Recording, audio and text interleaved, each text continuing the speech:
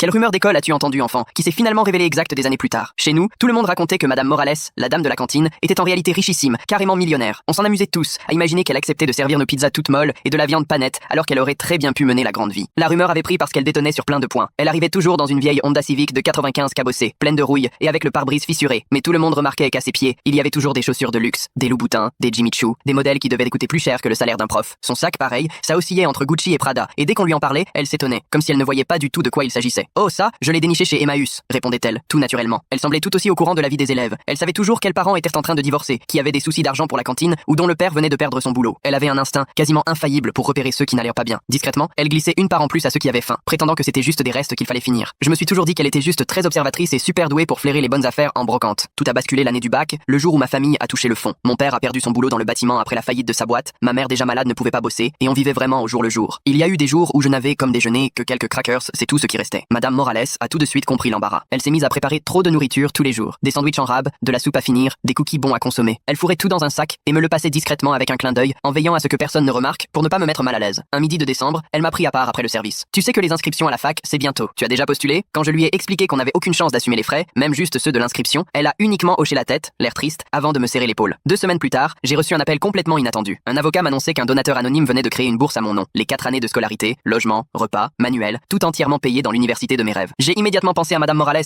mais quand j'ai essayé de la remercier, elle s'est contentée d'un sourire étonné. C'est formidable, mon chéri. Visiblement, il y a quelqu'un qui croit en toi. Mais j'ai bien vu ce petit sourire discret au coin des lèvres, quand elle croyait que je ne la regardais pas. Pendant toute ma scolarité, l'aide tombait pile au bon moment, comme tombée du ciel. Mon ordinateur rendu l'âme, il était réparé dès le lendemain. Pas de quoi acheter les livres. Ils arrivaient chez moi. J'appelais Madame Morales pour lui raconter, et elle me disait en riant, les voies du Seigneur sont impénétrables. Plus tard, après mon diplôme, j'ai déménagé à l'autre bout de la France pour le travail, mais je n'ai jamais manqué de lui envoyer une carte de Noël. Elle me répondait à chaque fois, son écriture un peu tremblée, prenant de mes nouvelles, de mon boulot, de ma copine, de tout ce qui faisait ma vie. Et elle signait toujours sans faute, affectueusement, ta maman de la cantine. Le mois dernier, une nouvelle m'a bouleversé. Madame Morales s'est éteinte paisiblement dans son sommeil, à 78 ans. J'ai repris le train pour assister à ses obsèques, pensant trouver une cérémonie intime, mais l'église était noire de monde, remplie de centaines d'anciens élèves, aussi surpris que moi de voir autant de visages. C'est là qu'au moment des adieux, le notaire s'est levé pour la lecture du testament. Tout le monde a alors découvert que Madame Morales avait hérité de plus de 8 millions d'euros à la mort de son mari, un homme très fortuné, 20 ans plus tôt. Elle aurait pu tout quitter, voyager, se la couler douce, mais elle était restée à servir les enfants à la cantine, simplement parce qu'elle adorait ça. Puis le notaire a commencé à égrener la liste des élèves dont elle avait payé, en cachette, les études depuis 2 décennies. 47 noms, dont le mien, tout en haut. Ému, il a raconté qu'elle avait réglé les frais de scolarité, le logement, aidé pour les urgences, à chaque fois pour des jeunes dont la famille n'en avait pas les moyens. Elle lui avait fait jurer de garder le secret jusqu'à sa disparition. Elle n'a jamais voulu être remerciée ni sous les projecteurs. Tout ce qu'elle souhaitait, c'était que personne ne doive renoncer à ses rêves, faute d'argent. Sa dernière carte de Noël, je la garde précieusement, tellement fière de l'homme que tu es devenu. Affectueusement, ta maman de la cantine. Et aujourd'hui, je comprends pourquoi elle ne transigeait jamais sur la qualité de ses chaussures. Quand on change le destin de tant de vies dans l'ombre, autant le faire avec élégance.